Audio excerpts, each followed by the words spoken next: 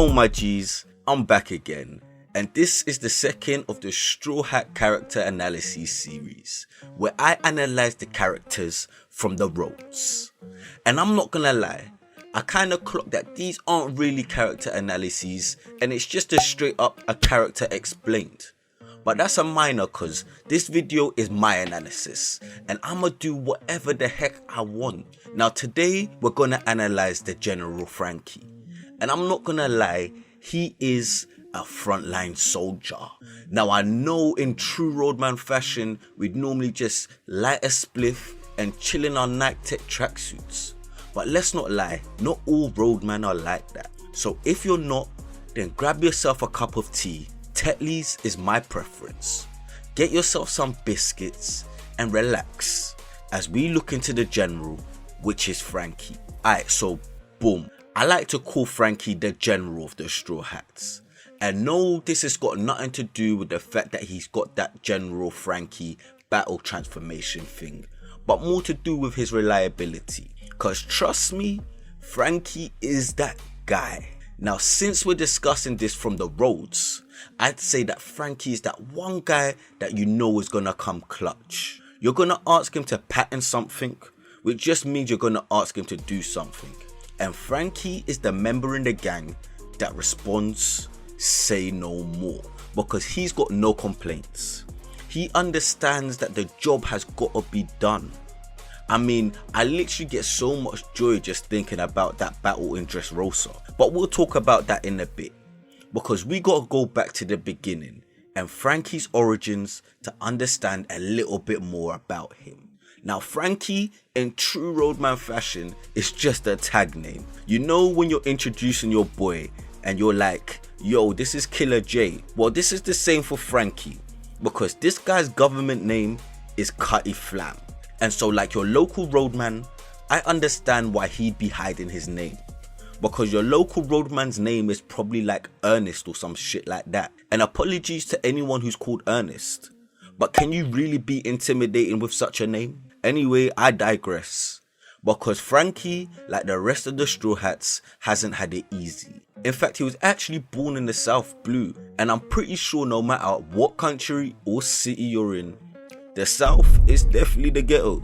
And that's not up for discussion, so argue with yourselves on that one. But this nigga Cutty Flam is the child of pirates, and these parents actually threw him overboard in the ocean like the crack baby he is. And if you think I'm joking, this nigga is 36 and born in the 80s, word to Kendrick. Could it be any clearer? But fortunately, he was saved, and he was saved by the legendary shipwright Tom. And if he wasn't, this guy would have been done, I'm not gonna lie. Now the reason I call Tom legendary is because he designed and built the Aura Jackson, which is the ship that the Pirate King Goldie Roger sailed to Raftel in.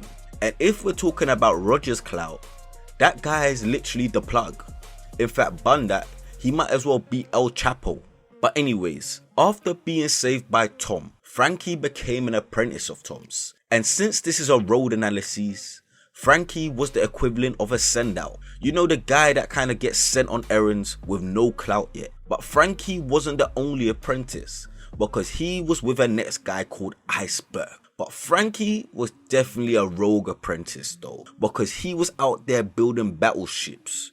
You know, this guy wanted all the smoke, so it was clear from the get-go that Franky was war ready. But unfortunately for Franky, his mentor Tom got put on trial for building that Aura Jackson, which I'm not gonna lie is actually bare deep, because that's like putting someone on trial for making a gun or a knife and not actually doing the dirt themselves. But you see Tom, yeah, he was actually able to bust case. But that was not without having to do something in return, and that was building the sea train, which is named the Puffin Tom. And Franky gets a feat here, because he dedicated 14 years of his life to supporting Tom with this. And I'm not gonna lie, 14 years working on one thing, I personally ain't built like that. But shout out Franky though, because he's a real one for that. But the misery continues, because one pagan called Spandam was running CP5 them times, and he framed Tom because he wanted the blueprints for an ancient weapon named Pluton. And to frame Tom, Spandam stole all the battleships, all battle Frankies as they were called, in order to attack Water 7 and make it look like Tom and his apprentices were guilty for this. Tom then got sentenced to death for this, and because of that, Franky wanted to leave the roads. He wanted to stop building battleships. Tom took him aside and he gave him that talk. He told him to stay true to himself and always be proud of his creations. Before Tom actually announced to everyone that he did indeed build the Aura Jackson, and he was proud to have done so. And for this, he's so pissed because he got sentenced to be executed and taken on the same train that he helped build. And here's where Franky gets some sort of clout, yeah, because he put his body on the line to try and stop and save Tom, and he stood on the tracks to try and stop the train. And yeah, of course he's mad dumb for even attempting this, but at least he was really out here on job trying something. But as we all would have expected, this was unsuccessful, and this was Franky's near-death experience because this guy was X'd. You see, here in the UK we got a place called Exeter. This guy was being sent to Exeter. He was X'd. And in order to survive, he used his shipwright knowledge to turn himself into a cyborg in order to survive. And I can't lie, he got mad strong from this. And I know on the roads, there's a rule about not getting high on your own supply. But Franky had to here because that was the only way he was staying alive. But this guy even took it too far. He got his arms attached by chains and that. But forget all that, because everyone thought Franky was dead for 4 years before he revealed himself to the other apprentice, Iceberg, who was actually the mayor of Water 7 at this time and was now in an alliance with the world government, who were the same people that actually executed their mentor. And I can't lie, that's some snaky shit right there. But Iceberg did something unexpected, and he gave Franky the blueprints to Pluton, which I don't know if any of you actually watched Breaking Bad, but that's basically like giving Franky the recipe. Franky got the recipe, and Iceberg's the one that gave it to him because he thought it would be safer with Franky. And I don't want to go into too much detail, but Franky became an even more rogue individual, and instead of following the way of Tom, he ended up creating his own gang named the Franky Family. And they were on this robbery thing. But where things changed was when the Straw Hats pulled up, because they tried to rob them,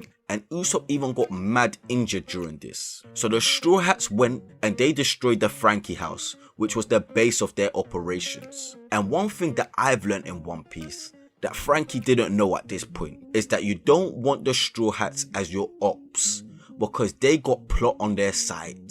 But if we fast forward a little, Franky teamed up with the Straw Hats in order to take down some other ops called CP9, and they actually kidnapped another Straw Hat member named Nico Robin, but we'll cover that in her video, because they also kidnapped Franky too in order to get those plans for Pluton. But Franky burned those plans right in front of their face, and it's just all mad in the grand scheme of things. But it didn't matter, because Franky, he remembers those plans in his brain. It's in his mind.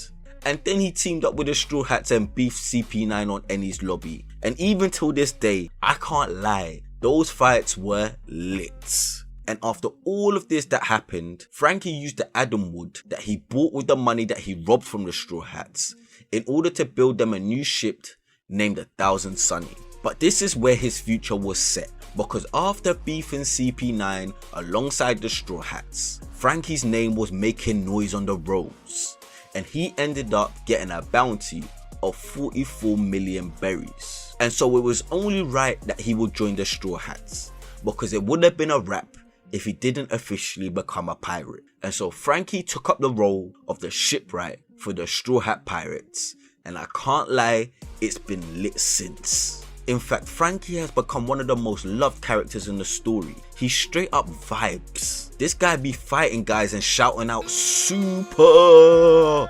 afterwards. It's actually mad jokes when you think about it. And Franky fits in so well, especially when he's one of the older members of the crew. And it's all because he's quite childish himself. He fits in with the likes of Luffy, Usopp and Chopper, who actually all love the fact that he's a cyborg. But a significant moment in the story was the arrival of Kuma, because Kuma schooled all the Straw Hats, and Franky didn't escape this either.